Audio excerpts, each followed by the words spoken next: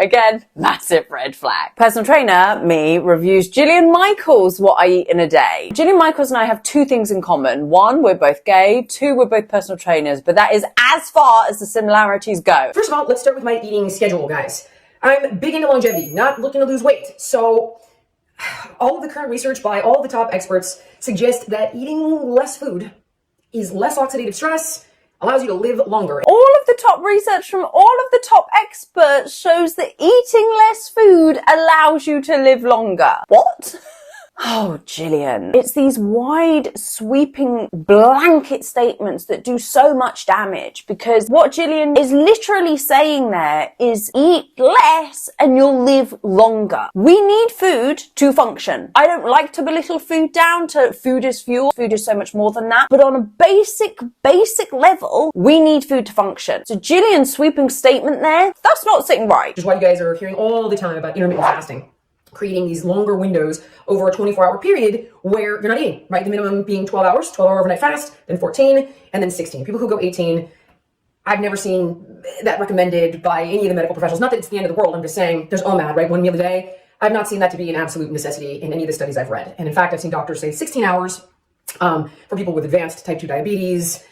So I really don't panic. You can do OMAD if you're just bananas, 1 meal a day. I do 12 hours and I try to cheat my way to 14 hours. 16 is amazing, insane. You don't have to go beyond that. So you've got like a 16-hour fast window and an 8-hour eating window. Mine's a 14-hour fast window and a 10-hour eating window. I don't know who needs to hear this, but you don't have to do intermittent fasting. I don't do intermittent fasting. It doesn't work for me. With my history, with my lifestyle, with how I work at my best, intermittent fasting is not the one for me. If it works for Jillian, that's cool. You do you, Jillian. But don't try and spew this very loose narrative of why intermittent fasting is good for us. Because what works for one person may not work for another, and what is healthy for one person may not be healthy for another. And I can guarantee you that me attempting to do intermittent fasting would not be healthy for me. Breakfast. First thing I do is I cheat that 12-hour window to 14 hours with what's called a dirty fast.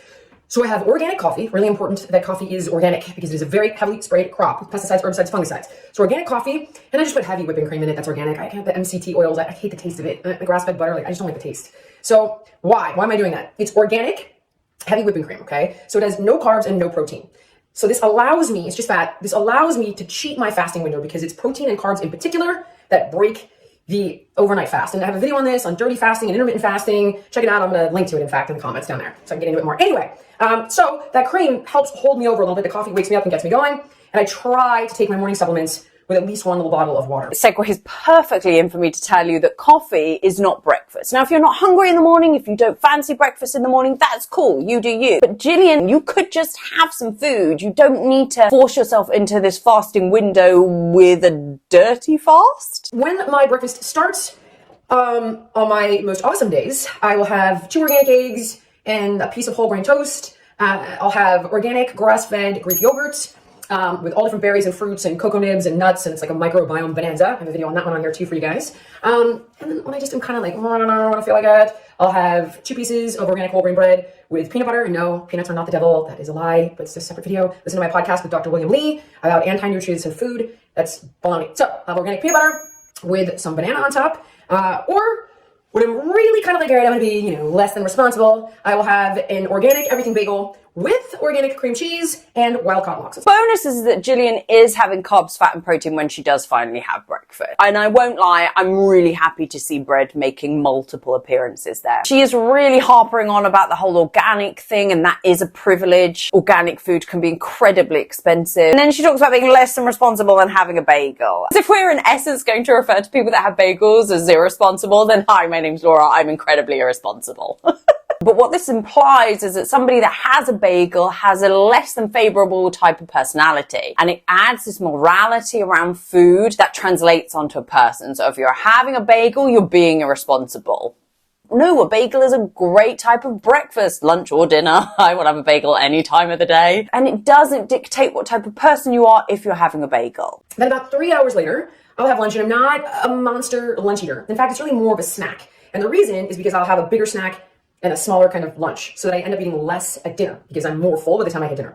So to be honest, I'll have like a piece of fruit and a little bit of protein, like a couple of slices or pulls off of a rotisserie chicken. I love how her people have used a stock image of the Costco rotisserie chicken in her video. I'm going to hazard a guess that Jillian Michaels is not having the Costco rotisserie chicken for her lunch snack situation, because she's harped on about organic food, and that rotisserie chicken is not organic. Tuna salad, organic string cheese, and a piece of fruit. Basically, a complex carbohydrate and a little bit of protein. A hard-boiled egg. Sometimes I'll throw in what I didn't have for breakfast, right? So like a hard-boiled egg and a piece of fruit, or some of that organic Greek yogurt with some fruit on top. Some protein and some carbs and some healthy fats. You'll notice that I get pretty much all 3 macros in every meal. I'm going to give credit where credit is due. Jillian Michaels is hitting all 3 macronutrients at every meal. Thank goodness. That I'll usually have that lunch, and that's 3 hours later and 3 hours before dinner, so I feel way more full. And I try to get a lot of vegetables in here. So I try to make this kind of a monster-sized salad. And it could be like a healthy Cobb. I leave off the bacon. I put the dressing on the side. It could be Mediterranean with grilled salmon on top or shrimp on top. Taco salad, right? Without the fried little taco things. Always dressing on the side. So I try to get a really big salad of some sort with all kinds of complex carbs in there, like garbanzo beans or black beans or, you know, all the veggies and all the things. It could have apples and eggs and blue cheese in it. It could have shrimp and black beans and corn in it. Basically, big salad, protein, complex carbs, dressing on the side. You don't have to have dressing on the side. You can have dressing on your salad. Talking personally, I went through a phase where I absolutely detested salad. And that was because I took everything out that made a salad taste good. And I was just forcing myself to have this wet, soggy, pathetic salad. Whereas I've learned over the years, keep the stuff in that makes a salad taste good. Now, by the time I had dinner, I'm feeling pretty full because I ate all of that fiber. And I'm going to eat less. And this is where I generally will go out to eat. Although my wife is a fantastic cook, so she gets kind of pissed. So now she replicates the things I eat out at home. So if we go for sushi, I don't have rules, but I do have sushi, salmon sushi. I'll have yellowtail sashimi. I'll have edamame. I'll have the seaweed salad. Always get the seaweed salad. So good for you. And I do this because I'm looking for fiber. I'm looking for the iodine in the seaweed. I am looking for trying to get wild caught salmon, which is not so easy to find when you go for sushi. If we go for Mexican, I do the fajitas, light oil, and I'll have black beans. I don't generally do the tortillas. If we go for Italian, once in a blue moon, I'll do pasta, but not a ton. I tend to get like the bronzino or like the grilled protein with tons of veggies. Big veggie person. I'm obsessed with Mediterranean food. Love. Get the lebna and the hummus, and I'll have protein with it, right? Like chicken skewers or hummus with beef on top or a monster-sized fattoush salad, eggplants, and try to make this stuff at home because I will have like 5 different veggies, so I feel really full, and I'm getting tons of fiber. Let's see. If I go for Thai food, which I don't do a ton, I try to get those spring rolls that aren't fried and like rice paper and some sort of veggie dish, like the Buddha's Feast. And it's like tons, all those veggies that they make in the wok. Sure, it has oil and some salt in it, but I try to say light oil. I love pho, chicken pho, from Vietnamese food. What else am I missing, guys? We got Mexican, we got Italian, we got sushi. Chinese is tough to eat out, but my wife makes like this sick Kung Pao chicken at home, which is so good. White meat chicken, steamed rice, all the peppers, some peanuts, and it's like onions, it's bananas, so good. And she does really light oil and keeps it clean.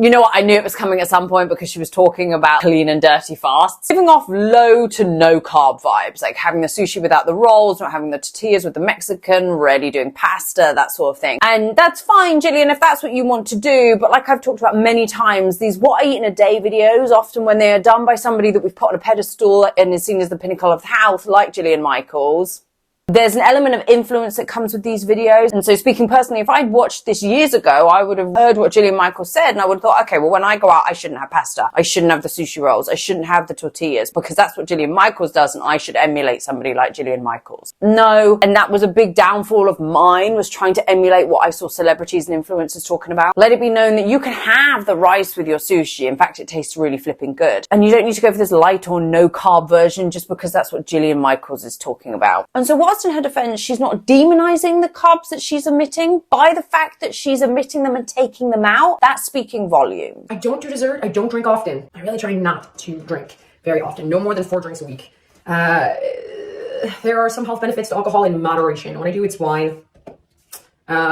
Because it's not, it is literally a toxin. It's okay to have dessert. It's okay to have tortillas with your Mexican food. It's okay to have pasta. And I benefit from thin privilege. So it's really easy for me to come on here and say that. When you have somebody that is as influential as Jillian Michaels, and I know some of us probably don't agree, we're not influenced by Jillian Michaels, but when somebody has as many followers as Jillian Michaels, they do have some level of influence. So match a big following with the fact that as a society we put thin bodies on a pedestal, Jillian Michaels does then have influence. And she does have power, and what she says has weight, and people listen to it. So when we hear Jillian say she doesn't have dessert, it implies that one shouldn't have dessert. And so in order for us to be what society has decided is healthy, we should follow what a healthy influencer person does and what they eat in a day, such as Jillian Michaels. And that's where this becomes quite dangerous. My supplement regimen is insane, and I'm not gonna lie to you guys, this is nuts. This is where it might be a little less relatable. I have multi-collagen peptides with MSM glucosamine chondroitin. So the MSM glucosamine chondroitin is in the collagen peptides. And with that, I add matcha green tea powder, Ceylon cinnamon, turmeric, and ginger. So it all goes in this bag, and I put two monster scoops of that in my coffee. And I'm looking for like all the fat burning effects, all the anti-inflammatory effects, all the antioxidant effects, and of course all the great stuff from the collagen to support hair, skin, nails, gut health, and the whole shebang.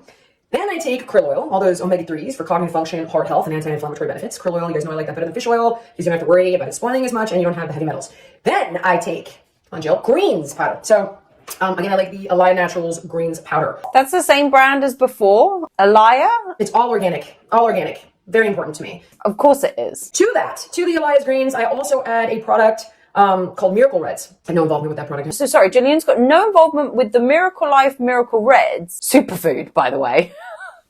Fucking hell. Say it all together now. There is no such thing as a superfood, and the term literally means jack shit. I add it because I want all the reds and the blues and the purples. And then I take my Synbiotic. So a Synbiotic is a pre and probiotic product. I also take Alaya Naturals Synbiotic. Why do I take that one? Because it is a human resident strain probiotic. It has like 7 different strains. So sorry, Jillian's just disclosed she has nothing to do with Microlife Naturals. Does that mean Jillian does have something to do with the Alaya Naturals? This requires research. Born with an autoimmune condition that suppresses my white blood cells, I spent years battling oppressive ailments. I began my journey into the world of superfoods and the creation of Alaya Naturals. It has been a long road as I researched, tested, and perfected our products. This journey caught the attention of wellness authority Jillian Michaels. Wellness authority? I wonder what Gwyneth Paltrow's got to say about that. Who was so inspired by our mission and the efficacy of our products that she decided to invest in Alaya Naturals. Okay, so the latter half of this video is in essence just an Alaya Naturals ad. Don't get me wrong, this sounds like this brand was created in order to help, to make people feel better. But you're using the term superfood, and that's just a massive red flag. You've also named Jillian Michaels Wellness Authority. Again, massive red flag. Let's calculate how much the supplements are that Jillian spoke about. Multi-collagen peptides is on a discount right now. Instead of $49.95, it's $44.95. Krill oil, which is around $24 for a packet. Greens powder, it's $43 for the pack. Pro-Life Miracle Reds, which she has no involvement with, $20 on Amazon. The Alaya Naturals Synbiotic, which is $35. $167 to buy all of those supplements that Jillian Michaels was talking about.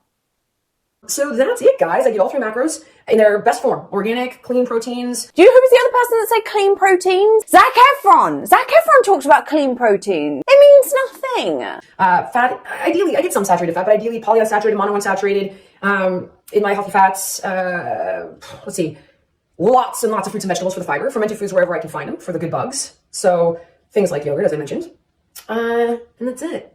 Got it. I don't really think I left a stone unturned there. Some positives and negatives to this. First off, we did see Jillian Michaels having breakfast, lunch, and dinner, despite the fact she did do intermittent fasting. And we saw her have all 3 macronutrients. She was having carbs, fat, and protein. Whilst there were these positives, she also laced her what I eat in a day with a lot of morality around food, a lot of clean eating. She really pushed the idea of organic food being better, and that is a privilege because organic food is expensive. Then when she went out for dinner, that's when we really saw quite a bit of diet culture come in. We then very quickly segued into an ad for a company that she is invested in, which on the surface is not a problem. Supplements can have their benefits, but when we start to label supplements as superfoods, that's when I've got an issue. Telling us a blanket statement of the fact that we should all eat less to live longer further amplifies why I think these what I eat in a day videos do more damage than good. This kind of was a perfect example of why I'm not a fan of what I eat in a day videos. To be honest, none of this really was that much of a surprise.